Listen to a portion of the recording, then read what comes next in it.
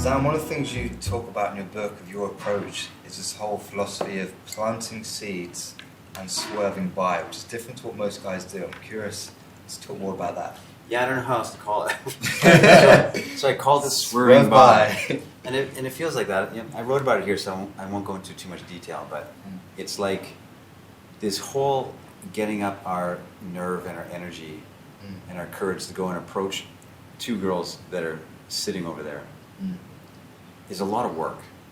That's a you know, because you have to, it's like you're walking down this dead-end alley, a dead-end street, and they're sitting at the end of it.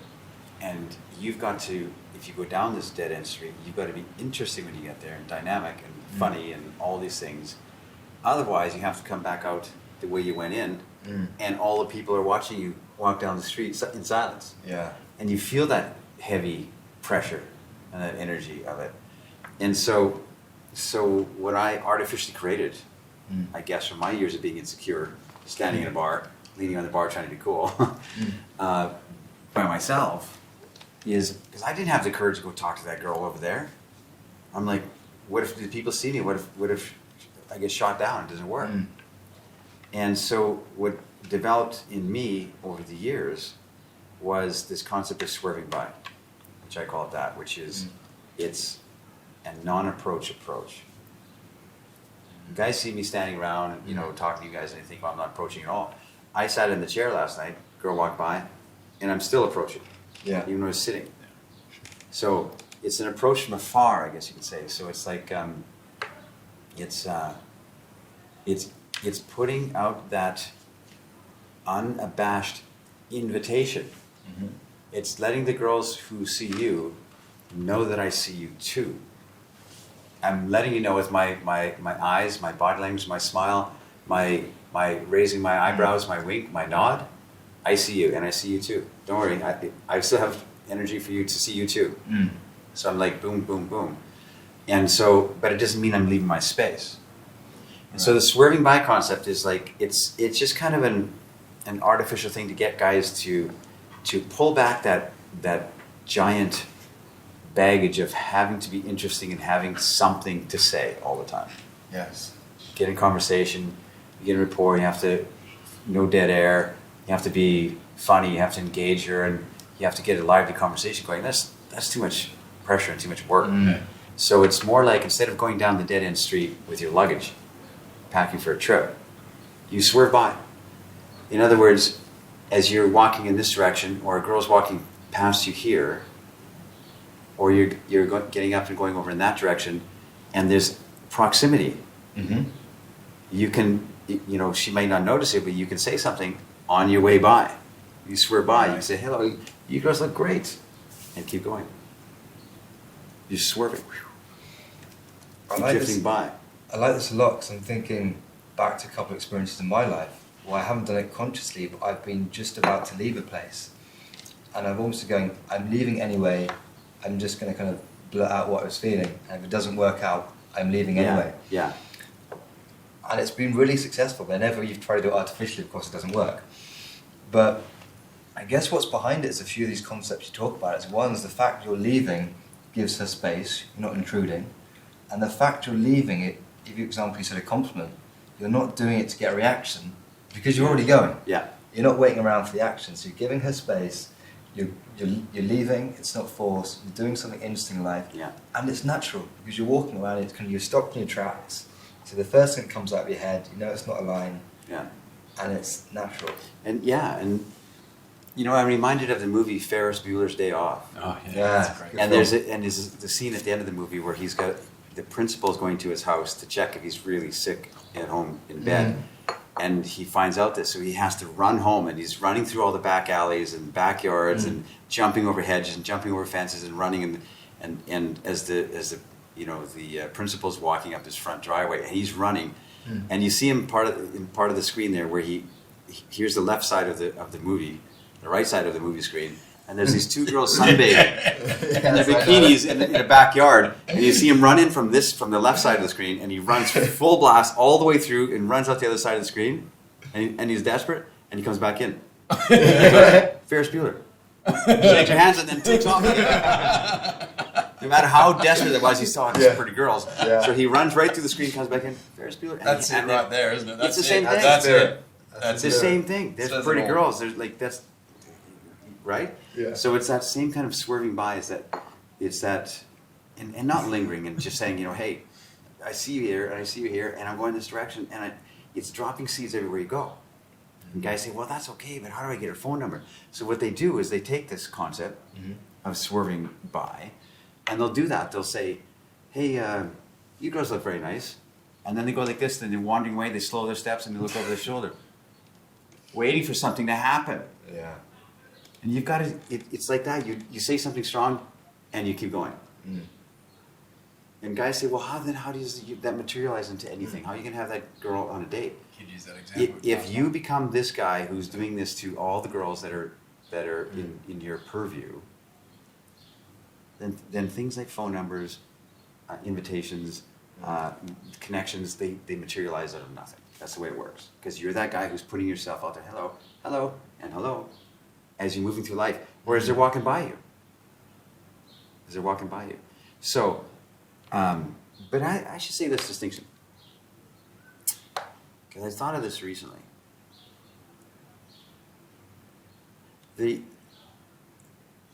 If I go and walk over to talk to those two girls, and this group of guys is watching, those girls are watching, everybody's watching, but I get up my nerve because I'm a pickup artist guy, whatever, right? And I go and I talk to those girls, and I ask them a question, and I rapid fire talk, just keep them engaged, keep them going, stuff like that. And I do that. Where's my conspiracy? Everybody's watching. Yeah. Right? That's true. Yeah. Where's my conspiracy of like, hey, I see you, girl. Don't worry, I'll get around to you eventually. I see you over there. Where's that energy of conspiracy? So it's kind of that's so overt and so observed, right? That I lose, and I think this is a huge part of it for me. I lose part of that eye contact from here.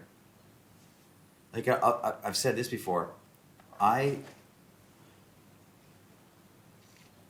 know because I know there's guys who approach 1,000 girls, for instance, right, as a mission. Approach. But to me, that's like picking up the phone and trying to sell something. Yeah. Random numbers, right? And it might land. Somebody might buy. Some girl might respond to that. So I'm not saying it's something that isn't going to be effective in some way, but it's not my speed. It's not my style. And so for me, it's more like those girls over there. I will not go and approach them, like physically walk towards them. If they're walking by or proximity, they're standing near me at the bar. Hello. I'll say something. I'll take a half step and say, hello, girls. Just saying hi, right? But to walk over, 3 meters or 5 meters to go talk to those two girls over there with observers, I will not do that unless I feel I'm 75% invited. How? Let them know I see you. I see you, girls. Hello, your friend too. Just with the eye contact, smiling, whatever.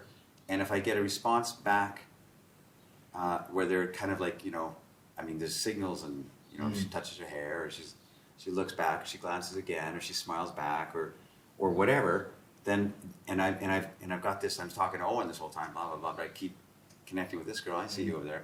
Anyway, Owen, blah, blah, blah, blah. And I'm still here. Yeah, I see you too. Blah, blah, blah. Right? There's an invitation there on her side, or a receptivity, I guess you could say. See what I mean? Yeah. And if I feel that receptivity, then I'll go. If I don't feel it, then that to me is like it's too obvious or something. Because there's the conspiracy that's being connected here. I saw her from here, and I let her know I see you, and I like what I see. I'm letting you know that with my eyes. I can see you. I see it. And I'm still here talking to my friend. Blah, blah, blah, blah, blah. Remember were you with me in Brazil? Was it Brazil? Yeah. All our stories are Brazil. How come? How many countries we've been in together, guys? 1 month. And all our stories go back to Brazil. 1 month there, but it was an incredible, for whatever reason, it was an incredible place to experience all these things. And I'll tell you this. I'll tell you this little story. You remember you were standing right there with me. And there's this guy who is, I don't know who he was. Some random guy that was just hanging out and talking to us a bit. And we were at an outdoor thing on the beach at night. And it was kind of a beer garden type of thing, or it was a right? I don't know what it was, but anyway, it was like a kind of a party out on the beach, and there's a DJ, and there's food and different beers and that. And we're standing there, and the guy, and I'm talking to Owen, and we're laughing, joking. This guy's listening in. He just kind of like camped on our conversation a bit, and I saw this pretty girl over there. You and I both saw her at the same time, and she was, how far away? Quite a ways away, right? Yeah, good 50 minutes. But through the crowd, you can see her. The crowd is all milling about like this, talking, and she was talking to a good-looking tall guy in profile to us. So she was like facing him, and he was looking up at him. Oh, I remember. Remember that? And I'm looking at, and I said, and I think you said, hey, look at this girl over here. And I looked over there, and as I did, she was talking to this guy, and she happened to glance over. And she looked at me, and she held eye contact, like you said, and I held it with her, and she held it for a few seconds, and I stayed with her, and then I went like this, come here. That's my non-approach gesture. Come here, come talk to us. Come tell us a story. Just tell us a story over here. And she's like, she looks at me like this, and she goes, and she's like, and then she went talking back to the guy again. This guy that was hanging with us, he goes, ha ha ha, you guys shot down, that didn't work, right? I said, she'll be here in 2 minutes, right? Remember that? And the guy said, I'll bet you a beer, done. Just like that.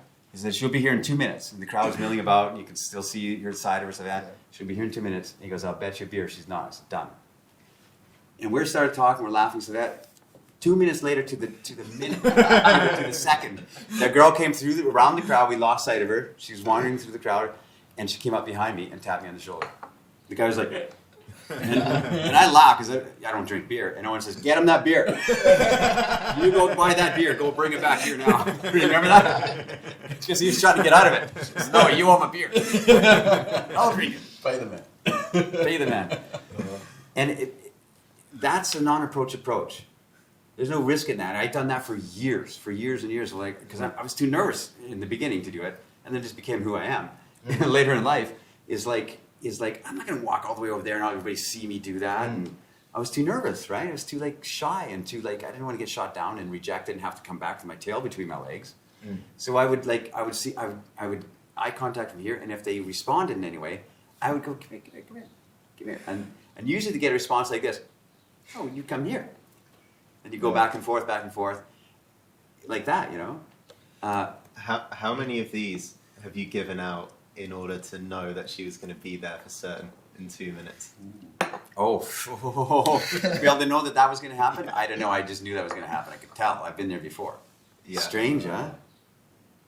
How did I know? She never gave an indication. No, she kind of shook her head and went back to talking to her. She didn't really shake her head. She just kind of didn't respond. And she looked, and she just looked and went like this, and went and talked to the guy again, ignoring us completely. And I remember this guy was looking over, and she's not coming over here, you wait. Then with the crowd mills about, we lost sight of her, there she is. I think what happens in the end with all this subcommunication is a sense of telepathy gets born. Yeah. And because there's two parts to that, right? The first is you go like this, and she actually comes, and you know that she's going to come. So there's whatever gesture you saw of her or whatever you felt, it's you knew it was going to happen. But what's even more amazing is you're speaking with Owen like this in the bar, and you look around, and she turns around and looks at you in that exact second from so much distance. And I noticed a lot of that starting to happen, and it's how does this person over here know that I'm going to look at them in that exact moment? Yeah, it's exactly what it is. Something gets developed in you, which is a telepathy. It's a telepathy. And that's why I say, I have a strong intuition about how things are unfolding. In a house party or something, I know. I get a sense who's moving around, where is going to, the energy's going to shift this way, who's going to wander over there, who's going to sit down, who's going to go and try and talk to that girl who's, standing alone. I get a sense of the feel and rhythm so that's a good example of that, of something that I've spent my hours sitting in this trying to scratch my head and figure it out. So I have without knowing how to give a tip to a guy. What could you tell a guy to be able to have that girl come over in 2 minutes? I don't know. Right? How did I know? What signal did she give that I can teach you? I don't know. I can just talk about the spirit of invitation and the spirit of that. And guys can slowly start to feel the rhythm of it and start to inhabit it in their life like you did, Jordan. You met me 4 years ago. Yeah. And every time I talk to you, there's something else that you said. You know what? You said this way back in Brazil or wherever it was, and I'm seeing it in this instant, and more and more and more and more and more, and awareness and aliveness comes into it. So yesterday I went to see a talk for a little while, and there's like everyone facing in the same direction, like a movie theatre, right? And the guy on stage is speaking back to them, and there's a woman over here in the middle on the left-hand side, and I'm over here at the back on the right-hand side. Everyone's facing forward all the time. Every time I looked over there for no reason at all, she turned around and looked at me. Oh, perfect. And it's like, why? And same thing happens like 20 minutes later. I've got no reason to look over here. I'm not looking to make contact with her, but my head just goes like that, and she turns around and looks at me at the same time. And it's like, how are these like beings connecting? Why? Why is that happening at the same time? And I was with somebody already, so I didn't do the and maybe I could have done that anyway, right? But with that kind of coincidence or synchronicity, that's when, you know, a woman would say, I don't know why we came together, I don't know how it happened, must have been God. It's just universe connected us. This is why. Yeah. I want to tell my story about the invitation again now. Tell it. Universe Connect the Gate. So the girl I invited out, she was actually having a discussion with her girlfriend about how no guy ever Invites invites her her out. No way.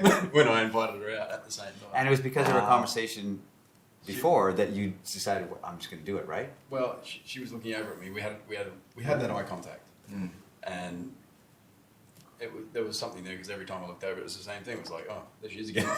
She's looking straight back at me, you know. And it was just every time I was talking to, I think, I'm not sure, were you there?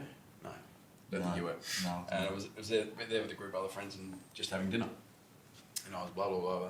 She's there again. Blah blah blah blah. She keeps looking at me. What's going on? And you acted on it. And Which I is acted great. and it was you know. It's almost like synchronicity is an essential element of every good love story, right? And it's always there. Yeah. Serendipity. Exactly. Massive. Not that we're only just sat here waiting for divine intervention. Yeah. I mean, you have to act on it. Exactly. I still had to go over and invite her. Yeah. You still had to do the work, yeah. The action, yeah. And which is a swerve by it. Same, it was a swerve by it as well. Yeah, you It were was on planting. the way out. You I'm were going. planting. I'm yourself, going. Yeah. There's I went, quite here we a go. destiny when you talk about she's not my girl. You definitely have this thing in your worldview. It is everything's meant to come together somehow. Yeah. You Okay. have that. Let me expand on that a little bit Yeah. because what I don't mean is that she's my girl for the rest of my life. Mm-hmm. When I say my girl, I say it kind of flippantly, right? Sure. But I use that phrase to distinguish between the ones who will really connect with you and the ones who won't. Yes.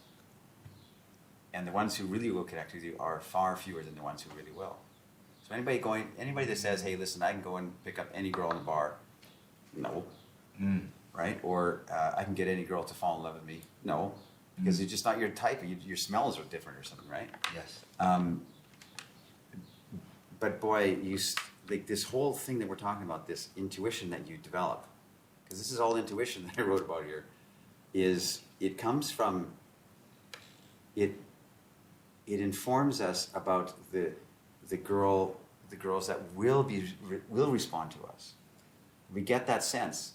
And so like, and that synchronicity you're talking about, there is something that is making this align. And when we're tuned into those moments, we don't have to chase every girl that's got a short skirt. Every girl that, we're horny and so we're going to talk to that girl and that girl and that girl and that girl and will you date me, will you date me, will you date me? You see what I mean? You don't have to do that kind of like convincing, chasing thing because but you're also not dormant, hiding your energy, standing in the bar trying to be cool, hoping the girls will finally notice that you got this new shirt you spent 3 hours looking for, and act like, oh, no, I'm too cool to look for a shirt, but you did it, right? Right? Yeah.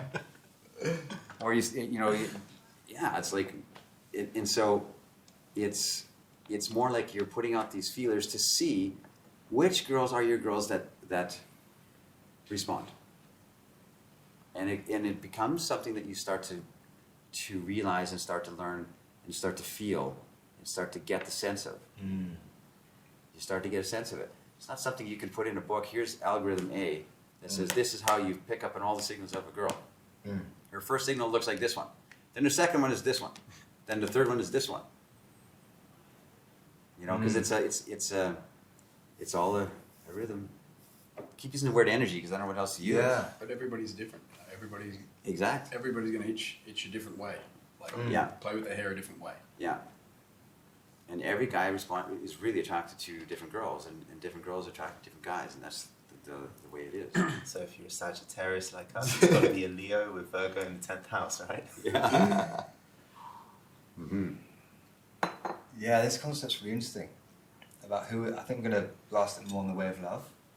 But to touch on it now, I think what makes you different than most people is you haven't got this ego of I'm this master seducer, any attractive girl I can seduce her, I can be a comedian, this girl, this to someone else. Yeah. You're really honed in on the type of girls that are beautiful, receptive to your energy, and that's why you can be real all the time. Yeah, that's true. Like I said before, and I have no illusions about myself. Yeah.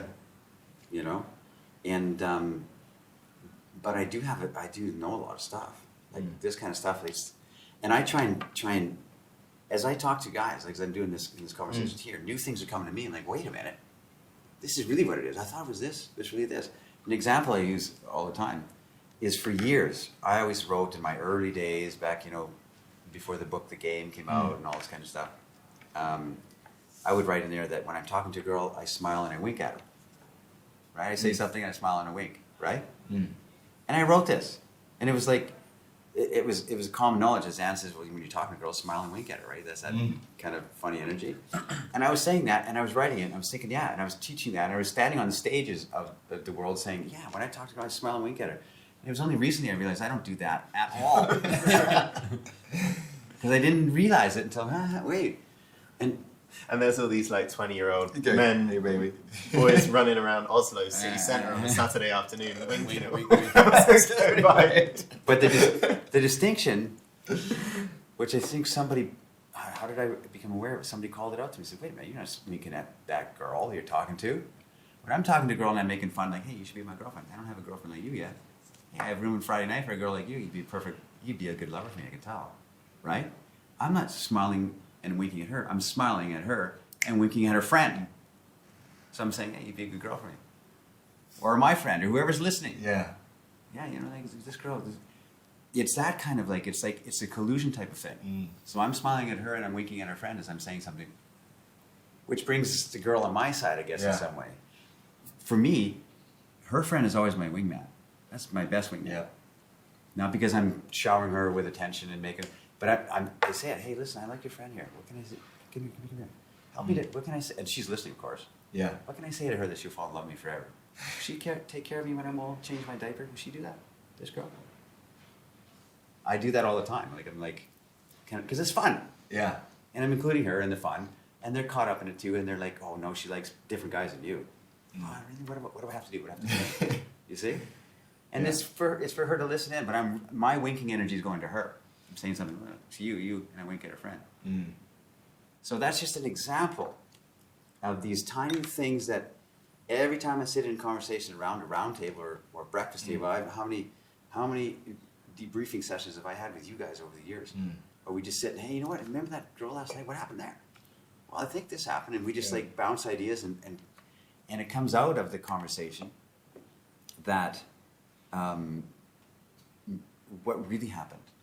In a different way, in a new light, and it's. I've always said, like, guys have a lot of information, have a lot of knowledge, they have, but that micro calibration of that last 5% of their energy shift. For instance, you sitting forward like this to opening up and expanding. I've never said that before. I said it last night. I think it's the first time I've ever said that to anybody. Include everybody in the space. That's the first time I said that. And always when I'm like, you know, sitting with guys, something else comes up. This is it. I got it. It's more like this, and it's an adjustment of myself too. I'm learning too. You can tell I'm learning in these conversations too. Like, wait, this is cool, right?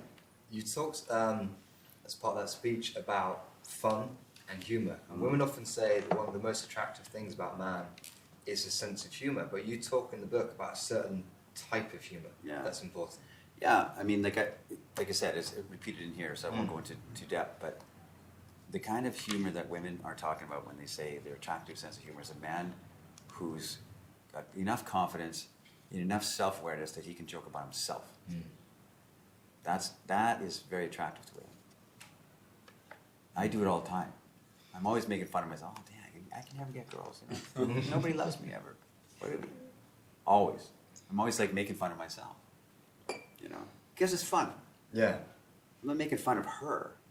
I don't knock her down in any way, and I don't elevate her onto some mystical pedestal. And I'm never my self-deprecating humor is never, oh, I suck.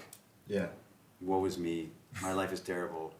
You know what I mean? It's not. Yeah. It's more like a smiling, winking, fun energy that her friend's caught up in.